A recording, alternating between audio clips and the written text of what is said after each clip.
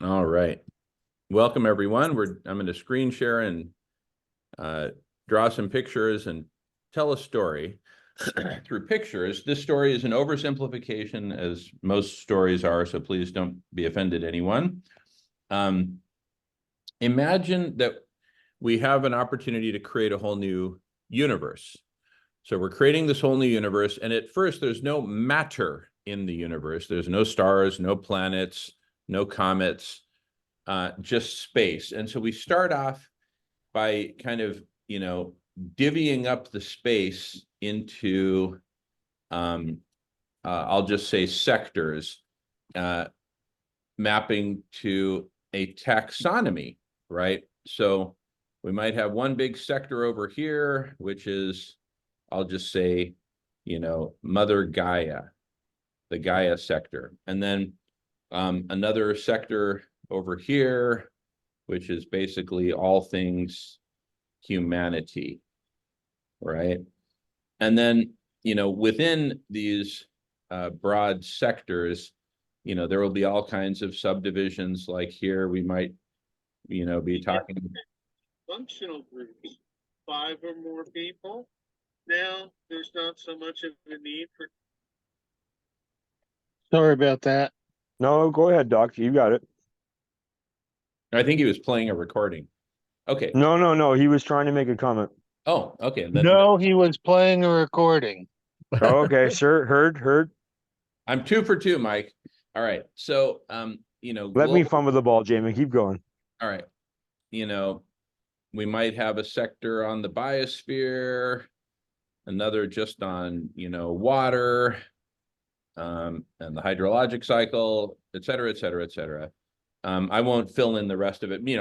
I'll just give you some examples. So like in terms of humanity, there might be this whole sector here about politics, another about economy, others on, culture, blah, blah, blah, blah, blah, blah, blah. Okay, so all we've done, right, so we've got this blank slate of a universe with all these different sectors for basically major topic groups. And then there'll be subtopics and sub-subtopics and so on and so on and so on. And, we're all quite sophisticated here in such matters. And so I'm just going to leave it at that. Then, so that's chapter 1, a blank slate universe with topical demarcations. Chapter 2. Chapter 2, a star is born. And I'm going to use the example of Paul Beckwith, but there are literally, tens of thousands to hundreds of thousands of significant stars out there. But Paul Beckwith basically, did we lose doc time? No, we lost Melissa. Okay. But this is recording and she's my partner, so she'll have access. So I'm just going to put Paul Beckwith right here in this little black star on the screen because he's mostly global warming, but a lot of his scope is also spans the biosphere. So I'll just do a kind of a little blue spheroid spanning Paul Beckwith's scope. And the star is situated in what I'll call his center of mass, okay? So there is Paul in this blank slate universe. And just like Paul, like I mentioned, there will be other stars over here, somewhere there. I actually studied in the department focused on water, all things water, hydraulics, hydrology, et cetera, at MIT. So there are stars who focus just on water and other stars who focus on all kinds of stuff, economy, politics, you name it. Donald Trump is somewhere over here, et cetera, et cetera. So you got all these stars, but let's focus on the Paul Beckwith star in this otherwise blank, but in the process of getting populated universe. So here is Paul Beckwith's star. And then he's a star because he has audience. So each little black dot is members of his audience, and they're all sitting around watching Paul Beckwith present or watching his videos and they're all basically saying, you know, wow, but they're just watching. Okay. That's all they're doing. They're just watching and listening.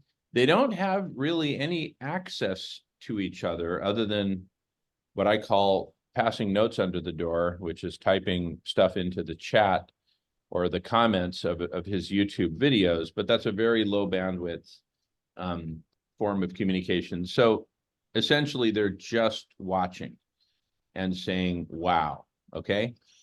And I liken this to, I'm going to draw a circle around it and call this thing a pod. This pod consists of the star, Paul Beckwith, publishing, broadcasting, etc., and then a bunch of people sitting around listening and saying, wow. And I'm going to say that this pod is equivalent to a chrysalis. It's in a chrysalis state. Why do I say that? Because not a lot is going on beyond people just watching Paul and saying, wow, okay? So, but there is all this latent potential because, you know, he has 30,000 subscribers on YouTube. And so we've got this pod with amazing potential between Paul and his 30,000 followers. They have potential, but it is untapped right now because they're in this chrysalis state. Enter the imaginal cells. The imaginal cells are literally us, the 4 of us or 5 of us, when Melissa rejoins, and others like James and Marco, et cetera, who Doc Time you'll meet very shortly. I've invited them both to this meeting, but who knows if they'll be able to show up because it's totally impromptu. But we are the imaginal cells. That's us. We come in, and I'll just give us maybe the color blue or something like that. So we pop in, we impregnate, I'm just drawing some blue dots here within the pod. We impregnate the pod with ourselves and initiate and orchestrate a transformation of the pod from passive listeners to active community by organizing a trio of parties, which I'll write here on the board. You have the tailgate party. That's where the imaginal cells and volunteers get together before the watch party and organize ourselves and organize and architect the Zoom rooms and breakout rooms that are going to be happening in the after party. But before that comes the watch party. That's where we all get together and screen share and watch Paul Beckwith's latest video. And then that's followed by the after party, which is really where all the action is and what it's all about. The previous 2, tailgate party and watch party, are really in support of the after party. And the after party, fortunately, I've described enough of the after party to each of you very recently that you all have the picture, so I won't repeat myself. If any of you have questions, please ask. But over the course of the after party, here's kind of how I'm looking at it. Now things start to take on a different configuration. You still have the star. Paul Beckwith is still Paul Beckwith. But now orbiting around Paul Beckwith are these things that I'll call planets. And these planets are conversations. A typical conversation will be a conversation in a breakout room, and there could literally be hundreds of these conversations orbiting around the star during the after party. We've thrown out and speculated on some rough numbers as to how many people might show up. We've come up with a number of 3,000 as being somewhere in between conservative and optimistic. So, 3,000 people divided into 100 breakout rooms would be 30 people per breakout room on average. So we could easily get into the hundreds of breakout rooms, therefore the hundreds of conversations. And so this what you're seeing on the screen becomes a network of conversations orbiting around a star. Paul Beckwith in this example. And this is where this pod that used to be sort of in this kind of suspended animation state of just watching, that was in a chrysalis state. Now, with the injection of us, the imaginal cell, we now are in a state of what I will call chi, which stands for collective human intelligence. Welcome back, sweetheart. And Gretel's our doggy. So collective human intelligence, chi. So this, what used to be a pod in a chrysalis state, gets transformed into what I'm going to simply call a pod of chi, where you have the star, again, the star in the middle, and all these conversations orbiting around the star. Now the people are talking to each other. I mean, it is a phase transition like no other. This is where this pod that used to be a bunch of people just watching and listening suddenly becomes collectively intelligent. And if it's around say around 3,000 people in the pod of chi,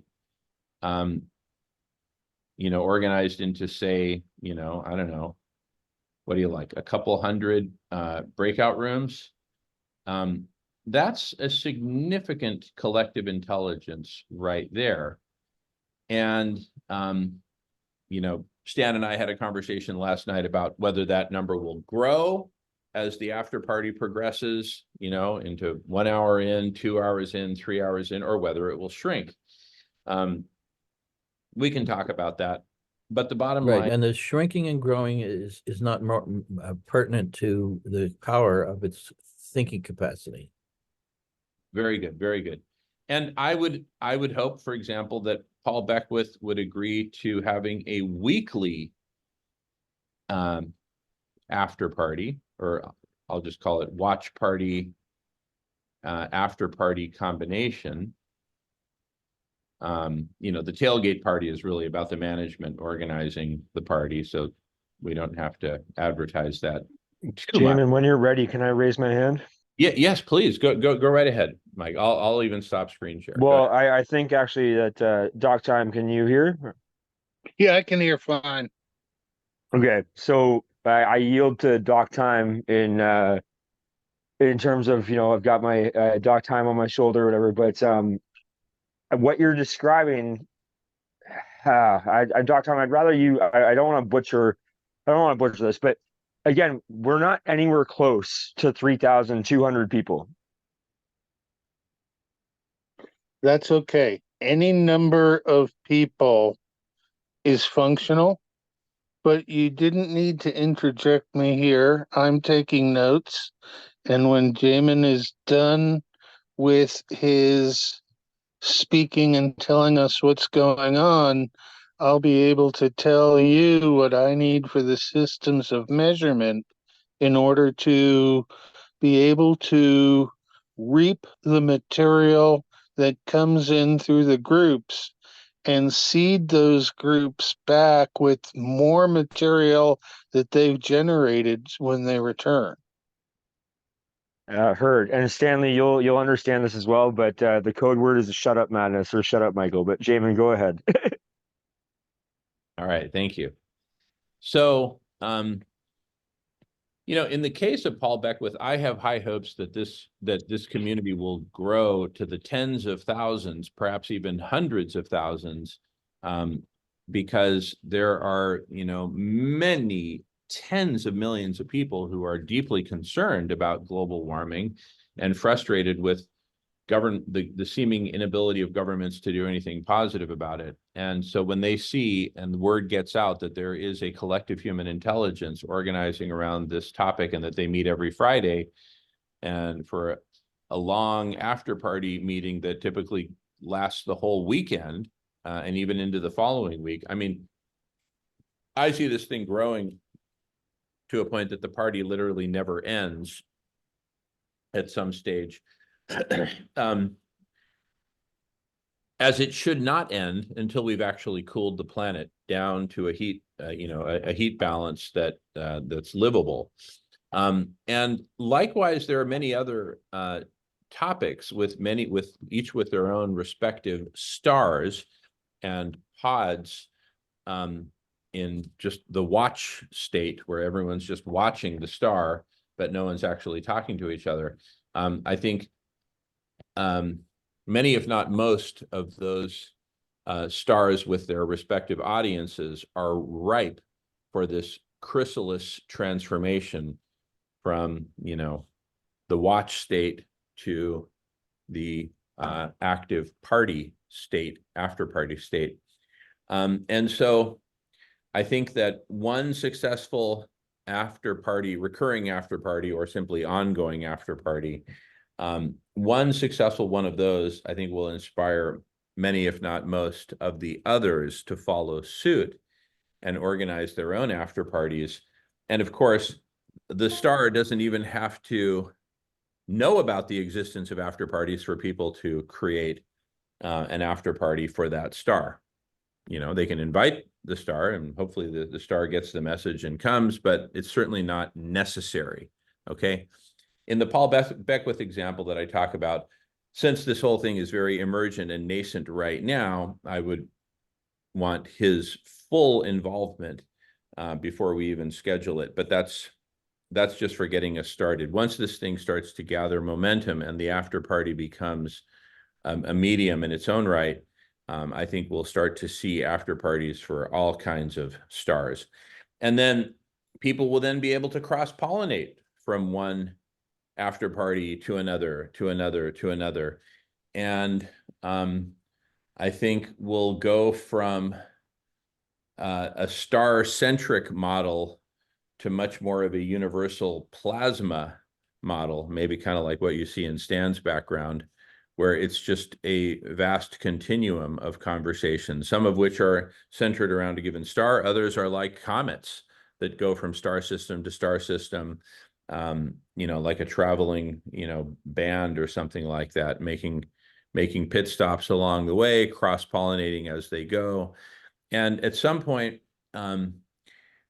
we will make an irreversible shift and switch from a state of myriad pods of chi that are relatively independent of each other into this more universal plasma state where the universe goes Chizzy, collective human superintelligence.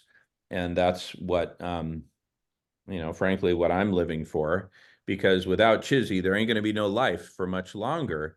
And with Chizzy, we can save, heal, and transform life on Earth, transform each other, be transformed, and be and operate much more as a community than as a bunch of individuals scared out of their minds, trying to hoard as many acorns as they can before this whole thing burns up. And with that, I happily pass the talking feather. And thank you all so much for your listening. Talk Cool. time. All right, so what Jamin just described is a bunch of people talking to each other to make some kind of intelligent thoughts happen.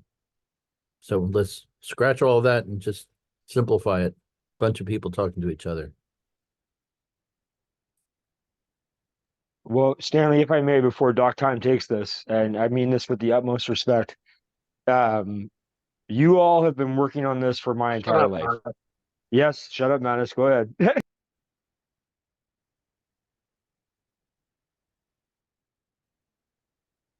I'd love to definitely tell me exactly what background is in the elevator. You're cutting out a little bit, Doc Time. Can you repeat that, please? Actually, Doc Time, you're cutting out so badly that I have a suggestion, which is that you turn off your camera, thus channeling your limited bandwidth to your voice so we can hear you. Okay, let me figure out how to shut the camera off. That's not at all what I wanted to do. Sorry, do not have the technology here to turn off this camera. Well, we'll get Samuel in here, Doc, so we can make this easier in the future. Our young wizard will join us, but yeah, I didn't think it was appropriate to bring him in. Yeah, thanks, Mike. All right, Stanley, let's see if can I I? can do it. There we go. All right, I did that for you. Thank you. Hmm. I'd like to know who Stanley is in an elevator sketch Okay. and then I'll give one to him so that we have been introduced. Hmm. Okay. The easy way to start is that in 1969, I heard the words Whole Earth Catalog on an acid trip. And I've been enthused to try to build a Whole Earth catalog of people ever since. So that's my major thrust in life, is to make people around the world be able to interact with each other and share information about how to be thriving and uh, valuable to each other. Okay, awesome. Uh, Technical educational background? Yeah, they kicked me out of engineering school in my senior year. Okay, that tells me enough. Right. I And my first business was important because after I realized I wanted to try to help people communicate, I ran across an organization in New York City that called itself Everything for Everybody, and they were hooking people up. And I went to see what it was, and I asked them if I could do that in Philadelphia, and they gave me permission to use their name. And I started a storefront office of Everything for Everybody, where people come to me and I would hook them up to it with each other. Awesome. Very cool. Very Hmm. cool. My background is that I've got a doctorate in chemistry from Oregon State University and spent a career working for NASA in the mining industry, uh, at schools. I worked at a zoo for a while, but I never quite held a real position for too many years. I think I taught at community college for 10 years, but I've taken the chemistry that I know and applied it to real world situations and sort of function an area that I call sociochemistry, trying to take the principles of chemistry, look at sociology, and they're parallel. So there should be similar focus and flow and form in those areas. But I've been working on my own system to measure how things work. And the measurements generally are trying to be interpretations of nature, which I'm wholly familiar with. And Jamin, you and I will have some conversations on water because Jerry Pollock in the fourth phase of water opened some doors and wouldn't get off over the edge of the branch. But there's some stuff I'd love to run by you in a technical sense, knowing your interest that I wouldn't normally bring up with other folks. Um, I see Jamin's vision here of how quick this can happen. And I've sketched out through Fibonacci a way of telling levels of order based on how many participants are actually around. So I'm going to be very, very interested in both the data and the metadata of what we're collecting here. But the idea, I mean, it's a no-brainer to try it because at the very least, you get a tenth of the participation expected, 300 people, but it all functions on a census scale. And we're looking at a scale where one, the first Fibonacci number is you or me or Jamin or Mike or anybody who's human. 2 is 2 of us together talking and having conversations. And this group would be 5, because even though people have dropped off, there 5 were here. But at a basic human level, it gets us all heard so that each of us participates. Once we go up into the level of Jamin's pods, it's very important that each individual be heard, but that they have some sort of temperance in knowing when to check in and check out. But as things go, I'll be able to gamify a scoring based on as a function on the size and scale of how many people participate in the group. And the idea of a functional group is based on chemistry, but I think it could be moved over into people. And functional group in chemistry, organic chemistry, is likened to a functional group of people. That's only the second level. I've already worked out an 8-level system that'll include all of humanity, which is the other one in Fibonacci. So while each of us are ourself, us all together are a group also. But since we can agree that we'll never get humanity to agree to anything at this moment, the group will be the largest size that we have achieved through one of these pods. And there'll be pods embedded in pods, depending on how many activators are required to bring it together. But it's real important that we have a mechanism of how to collect the information that we want without having to each individually watch 1,000 different individual conversations mining for data. The thing we might do is have a nice little questionnaire that pops up on the screen as they leave the after party, or maybe when they move into the after party, that asks a couple questions of their perception of the presentation so that people can be grouped into after party groups that are more their general level of consensus.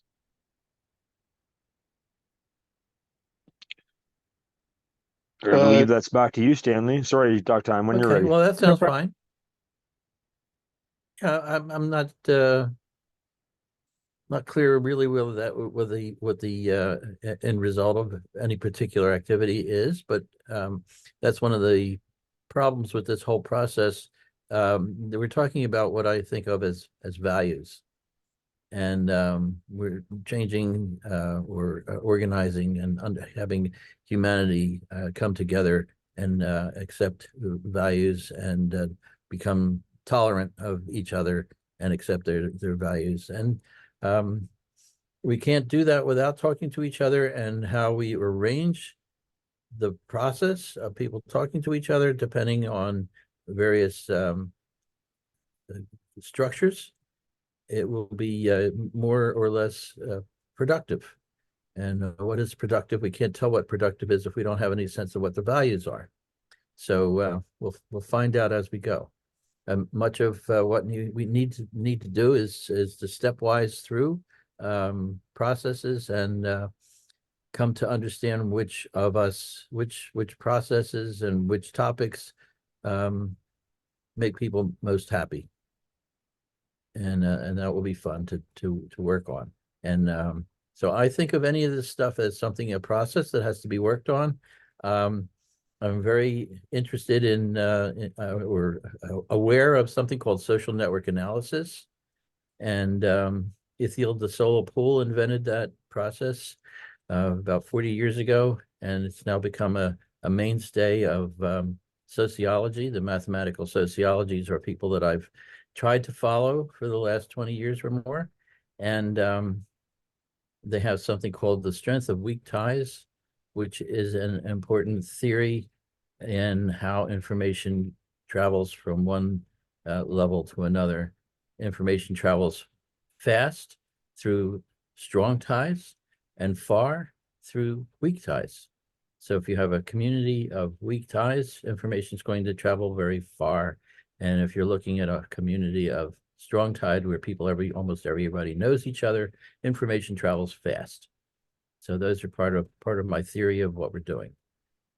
And somebody else wants to take over from there. That's good. I'd love to have you take the time, not necessarily right now, to write down what the metrics of whether you know that your theory is a success or not That's before you important. I don't actually have that. embark. I don't have that. Yeah, because to know what you can call a measure of success Mhm. and how far you want to go is important. Otherwise, A key factor, actually. yeah, Exactly. we have to be able to have an after party after you achieve the goal. Mm-hmm. Well, yeah, and I'm active with something called Humanity Rising, and one of my problems is we don't have a metric for knowing when humanity has risen, even a little bit. And we want it to rise pretty far, but what is the metric? Are we using the number of people killed every year, or are we talking about the number of new marriages that happen every year? I David don't know. Hawkins, Power versus Force. Okay. I would say it's when we don't lose any more orca babies in the Salem Okay. Sea, because then we'll know that humanity is addressing the issues around the health and well-being Okay. of all species. Right. Melissa, if I Yes. may, and I'm sorry for interrupting, but Orcas. this is kind of my role. Hold on, just one second. What is it, Melissa? Every Orcas. 128 seconds, children are dying. Well, I was she's talking talking about the orcas. orca whales. We just No, I lost the understand that, baby. but yeah. Yeah. Well, No, we you got me. can't Go live on, Stanley, or without go on, them. Melissa. Sorry. Well, Stan, I didn't want to interrupt Stan. I just wanted to. All right. I just happen to I know the president of the uh, the Society for Whales and Dolphins. What's it called? Greenpeace? No. Society of, and it's a technical term for those kind of animals, cetaceans. I know the president of the Cetacean Society, for whether it's called the Global or the National or the International Cetacean Society, and he's a fun guy to know. But I don't know what the only reason I brought that up is because Melissa said orcas. Well, Melissa, do you want to repeat your point before I pass it back to Doc Time? She went away. Oh, okay. She's Oh, listening. here she comes. Sorry, You're in. Yeah, go ahead, Melissa. Sorry, you're in my pocket, but guys, I apologize for that. I'm just doing this on audio. Mike, what did you ask me, please? Can you rephrase why you brought up the orcas? Yeah. Because we are so human centric. We need to start focusing on what's happening to the other sentient beings we share this planet with. Mhm. That our gauge should be how are the orca doing? How are the eagles doing? How are the woodpeckers doing? Because they are barometers for the health of the ecosystem. And we just lost a baby orca last week. The orcas are starving to death, J-Pod, which is around Whidbey Island where we live. That is not a good sign. They live on Chinook salmon only. And the Haida, Tlingit, and Tsimshian tribes say, once the salmon's gone, we are gone. Because the salmon are the ecosystem for the whole planet, actually. They're not just food for the orca. So my point is that once we start recognizing and actioning steps towards helping, say, the orca, I'm using them as an example, then we'll know that humanity started rising. Because we won't be just focused on making money, having our jobs, getting married, getting divorced, whatever humans focus on. We'll be focusing on this, the Grail question. How may you, be of the greatest service to the whole? Mhm. And when we are Thank you, Melissa. Sorry, go ahead. and we're in the greatest service to the whole, that means that we will not any longer tolerate harm to any living being. I just took a mouse out, catch and release. He was in the house. I'm like, hey, buddy, gotta go. I didn't kill him. I just took him back outside, you know? Yeah. We have to kill everything, you know? Right. That was my point, and I just wanted to make another point. I love all these ideas. Stan, I love what you're doing. Jamin, I love what you're proposing, and Mike and Doc Time, I don't know you, but we need more women's voices in these conversations. I just came from a women's retreat. I've never done a retreat with women, but one thing I know about women, we are nurturers, we are creators, and we love conversation. Mhm. Women function from conversation because we have If sorry, when you're ready, I want to accentuate that, but sorry, when you're ready. to jump in. I don't mind. I'm Well, all I was gonna say is that I echo that. Absolutely heard. It's almost like we're playing basketball with a hand tied behind our back or something. And that's not okay as far as, Doc Time knows me very well, and I apologize for the interjection, Stanley. But yeah, it's without the women in this conversation, which is why I wanted to compliment you, Melissa, about the fact that when I met you the other day, and I've been talking to Jamin for time now, but you are clearly his better half. But it absolutely why are we playing a sport with one hand tied behind her back or something, right? But that's yeah. Anyways, I'll yield and Stanley or Doc Time jump in, but yeah. Yeah, women are the savior of the planet. And I also think we need the youth involved. So Mhm. one of the things that I am very good friends with a woman on the island who works for something called Would-Be Repurpose. And she told me that the teens on the island are very concerned about climate change, and they're meeting stumbling blocks with the city council. They want to declare Whidbey Island as a climate emergency zone, which is a great idea, like Berkeley's done, and I think Encinitas done that as well in California. Mhm. So I suggested to Jamin that we have those kids as one of these pods, Mhm. as one of the Chizzies or whatever, because we've got to help the youth become empowered, Mhm. right? In working with youth, I have found that if you can get a group with 3 or 4 youth and one senior citizen, where the senior citizen is a conduit and can interpret for the 3 or 4 youth that they're working with what's going on in real time so that they get their questions answered without interrupting a speaker, that mechanism works extremely well for empowering the youth as they draw on the senior citizens' expertise and actually function to teach the senior citizen what the expert is talking about to the group, when in reality the senior citizen knows what's going on and is staged there to make sure they get the right message and don't go off path. But it's one of those things where we'll need to know age, location, date of birth, and a few other things from the participants, especially if they're coming back multiple times to be in multiple different pods. But it's something to think about. What information do you need to do your work? And we can build that in ahead of time rather than waiting. And my guess is that when you actually attempt this with Paul, that what you'll find is we'll see all sorts of things we didn't think about that we need to get together for the next time.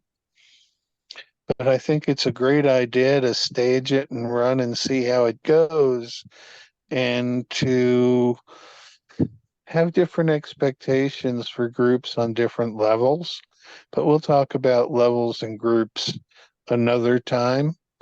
I'm glad to be empowered to work with you, and I want to see how this all fits in socially, because I think we're going to have to move to a new non-economic model of organization, but we have to be able to take care of the social context before we ditch the real economy. Although that might not be a problem, it might ditch itself. Mhm. I love what you're saying, Doc Time, about the elders with the kids. Also, I think this cross-generation thing's really important so that we can teach humanity that once a person is over 50 or 60 years old, we're not garbage to be thrown out, into a retirement home or somewhere abandoned. There's so much wealth in the elders and so much brilliance and new ideas in the youth. And I just think this cross-pollination brings health.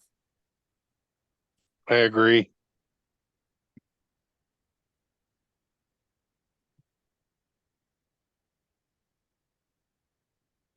Mike, you're muted. But- You muted him, didn't you? Okay, Oh, no. there I you go. muted myself by accident. And I'll Okay. just jump on camera for this one and stand still for a second. And again, Stanley, I apologize. And Doc Time, you know me very well. Someone like me, and not me, no pride or hubris over here, but exactly what you, like Melissa just said, and everyone we're talking about. It's gonna take. I don't know how much longer I'm gonna be here. That's not here nor there, but like it's gonna take someone. I'm 35. It's gonna take someone like us, or so like someone a cohort at my age group. And Dr. Hyman and I have talked about this. It's seems like it's gonna have to take I don't know, anyone between 25 and 55 to kind of like watch the throne here. And this is why you all humble me so much in terms of my mentors. But that's exactly what we're talking about. Like, and I won't do holy swears. Universities, military industrial complex, intelligence agencies, all that noise. Either they know fundamentally something that we don't, or as Melissa said, that's how young we are. We're toddlers tripping over each other and ourselves. And that's why, not to use a crass metaphor, but I will gladly put myself on the cross. But the idea is that if my cohort can't figure this out, I don't know. But again, this is why I'm so passionate and intense about this stuff. And maybe that's just misplaced youth, as Doc Time might say, or whatever. But yeah, if we have a chance at this, and we can score, then it's going to take these conversations. I know you all have worked my entire life at this puzzle, because I've been admonished to not say problem anymore. But yeah, I just wanted to say that out loud and honor Melissa and Stan and Doc Time in terms of this. But yeah, thank you. Can I just add something to that, Mike? Of course, Melissa. Um, Yeah, no, you're in my ear. Go ahead. The universe is a mysterious place. We are not really in the driving seat. We just think we are. And we don't know what the bigger plan is. And having said that, we have to remember that our minds are very powerful things. Our emotions are very powerful things. And our thoughts, backed by our emotions, manifest. And so what I suggest we do is we keep picturing the world we want, and we back that with a belief system that we can heal the earth and restore the habitats and restore balance here. because that's what we will act on and that's what will manifest if it's part of the plan. It might not be, Can- you know? Can I And add something, Melissa? yeah, absolutely. What you're saying is compounded by the fact that we can work on this timeline that we're on right now in the current narrative, but affect other parallel timelines that have a different paradigm, but similar, so that each iteration of us comes through with more opportunity to make the change, so that even though we in this cognitive form may not realize it, by stepping out now and creating this tool, we're giving other dimensions of time some new toys to work with. That's beautiful. I love what you're saying so much. That so resonates. And I just want to suggest, if you guys haven't read this, The Complete Works of Florence, it's actually Scovel. Might have a read. You can get the PDF online for free. It's I'm phenomenal. already on it, Melissa. I'm already on it. And she really talks about the laws of the universe and how it works here. And what Doc Time's saying is so true. Like Rudolf Steiner said that at the end times, which I believe we're in, he said, even if we don't manage to go beyond this time, like this might be the time that this humanity in this realm wraps it up. But if we can leave the planet as compassionate beings and practice compassion, that'll Like be, stewardship, right, Melissa? well, it's even beyond stewardship. It's coming into a state of what he refers to We're as, gonna have to invent some new words. I'm working on that. But yes, carry on. Sorry. well, Steiner refers to it as Christ consciousness. I'm not religious, but what that means is a state of compassion, a state of pure love, where you don't feel any longer hurt by anyone, threatened by anyone, you don't blame anyone. Like I'm getting to that state myself. Like my mother was a really good teacher for me for that, where you don't take things personally any longer. You're just in a state of love. It's what children are in a state of, right? Babies and toddlers and children are in this state of love, purity. And Melissa, we teach not them to, out of well, it. sorry, go ahead. Sorry. And we teach them out of it with our structured school system. Because we get into our minds, right? We got to get out of our minds. Time out of Oh, go mind. ahead, Doctor. I'm sorry. Time out of mind is a Steely Dan song, well worth putting on the list to listen to. The only thing I was trying to add there, and I will shut up again, Doc Time, I apologize. But Melissa, I've been having conversations about this, and I know I'm the petulant student or the young upstart here or whatever, but people have mistaken ego for agency. I think you'll understand what that means. There is no agency.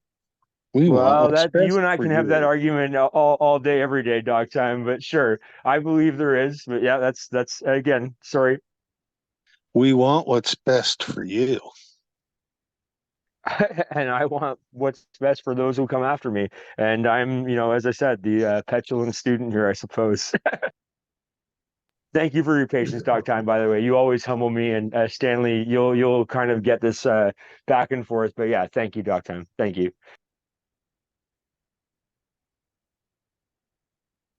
So now just taking all that and bringing it back around to what Jamin and all of you have been talking about. It's how can we come together in conversation to practice compassion? In all its myriad forms. At each different level, because people will sort themselves, because the sorting process is self-choosing, unless, of course, you want to set up a sorting hat like Harry Potter had at Hogwarts and put people into artificial groups right when they join at first, You could call it like air, earth, fire, and water. And what we'll do is we'll mine those elements and develop the plasmas. And people who are really outstanding can become a plasma and help us really create better function at the next level. Yeah, I can say, I can believe that those groupings were not artificial. Those groupings were based on psychic phenomenon and understanding the depth of a person's soul. Interesting. I wonder whether in the entry questionnaire, when they tell us what their screen name is, their date of birth, let people choose air, earth, water, or fire. Okay. And they'll self-select, but those things we'll use when we want to make the group so that we put the fire people together and the water people together at first. But later on, we'll mix and match. Yeah, well, I don't know about telling people what group they belong to, but that's something down They the tell road. us. Yeah, well, giving those four choices, I don't know which I would say is important for me because I don't find. I mean, I'm a Sagittarian, so I'm We a aren't fire sign. limited to those choices, by the way, Stanley. We're not Yeah. limited to those Okay. choices. Well, We're going to create something new. But yes, go on. Sorry. fine. Okay. Hey, Well, Stan, yeah, I'm a Sag too. right. Yay for Sagittarius. People rule. Sagittarian rules the world, um, and loves Wait, their Leos. So wherever the Leos are, the Sag will follow.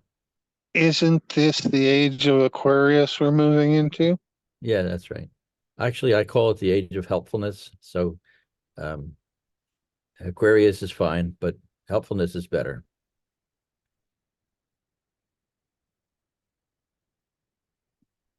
Have we accomplished your purpose of having this meeting, Jamin? I believe we have. I believe we have, yes. You and I can talk about metric systems in another conversation. Thank you for the phone call. I now can go and get ready to take a sauna in an hour because I have a 2 hour reservation and then a dinner date afterwards. So this was an excellent way of spending the time. And if we can track the time spent within the system as people attend the parties and have it accurate as to who's spending time on board, that's just another measurement that can be used in quantifying success or not success. But I wouldn't even begin to try and correlate time spent in with value of anything other than attention. We'll look at it. We'll choose some things to measure. But I will say before, if I may, Doc Time, we go ahead. Sorry. I was going to thank Stanley and say good to meet you. And Mhm. we might not talk the same language, but I think we're working in the same ecosphere. Yeah, well, you're talking about measuring things, and I think that's really, really important because you can't, something doesn't exist unless it's been documented in some way and measured as part of the documentation. It's not real until it's been recorded somehow. Okay. Just Mike, you had before something to you do say? Doc Time. Sorry. Yeah, no, I was going to thank. So this is obviously happening real fast and furious, I suppose, but I just wanted to thank you so much, Doc Time, for tolerating my tolerating my youth. And thank you. You humble me, and thank you so much for being here. I It's like introducing Dumbledore to Gandalf or something, right? But I couldn't be more humbled by this conversation. So it's an honor and a privilege, and always strengthen the journey well. But yeah, thank you, Doc Time, and thank you, Stanley, and Melissa, Right. of course. You've got this. Mike, take the time to realize that you're not the new recruit anymore. And we'll figure out who the next new recruit to take on the role that you had is so that we can evaluate and create more learning experiences out of what we're doing. Thank Jim you, and Doc. Melissa, it was great to meet with you, and we'll have some more conversations. I'm probably a good 8-hour drive from you because it's all of Oregon, and then I'm in the very northern part of California. You get off 5 before you get to Mount Shasta. Great. But Well- I'm in a rural area where there's 750 people in the town that I'm working in to create a full healing center. Wow. And so we're going to do it naturally through growing organic food, and we have a geodesic dome that we picked up from Pacific Domes to be a stage and an acting environment. And hopefully everything we do on the macro scale is duplicatable on the micro scale and vice versa, so that there's some method to the madness. Beautiful. Sounds fantastic. Lovely to meet you. Great hanging with you, Doc Time. Thank you so much for joining us impromptu, and enjoy your sauna and dinner, and look forward to our next conversation. Yeah, if you would drop me the transcript, or not the transcript, but the video Yeah. that you made from this, Yeah. and I'll put it up on my Minds channel. And I put yesterday's conversation up on the Minds channel also. As an aside,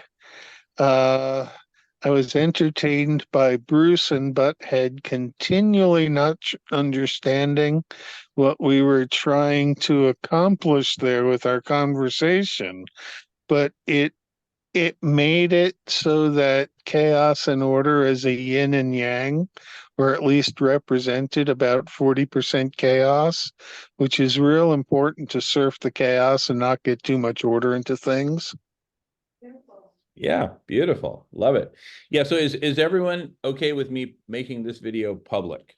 Yes. Of course. All right, it'll be published, and I also want to encourage everyone to, if you can, block off the 2-hour period from noon to 2 Pacific time this Friday, and every Friday if you care to, which is when we do the podcast called The Start Is Near, right here in this same Zoom room from noon to 2 Pacific time every Friday. And we're going to be, we bring in a number of people for that 2-hour period, and then those of us who choose to, I always do, will stay on after, and we'll continue to jam into the afternoon. Okay.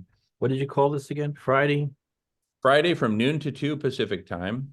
5 That's o'clock 3 Eastern. to 5, Okay. 3 to 5 Eastern. Yep. And No, starting at 5 o'clock Eastern. no, starting at 3 o'clock Eastern. Noon Pacific equals 3 p.m. Eastern. Okay.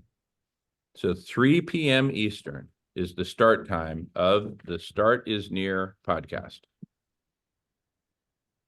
And who is the host of that podcast? Jamin and I essentially, but yes. Yeah, Mike. Okay. Mike does the main hosting. Yeah. I'm just gonna say, see you guys later. Stan, love you. Nice to meet you. Take care. Like lots of Strength love. on the journey well, Melissa, and thank you Good so to meet much. you, Melissa. Later. Well, with that, Jamin, I think it's time to end the recording. If anyone wants to stick around, I know Doc Time's got a sauna date, but this might be a nice bookend for this. All right. Any last words before I end recording? Be well. Amen. All right. Thanks to everyone, and thanks to everyone for watching. And we'll see you on the block party every Friday, starting at 7 a.m. Pacific and going for 24 hours. All right. See you all soon. Thanks, everybody.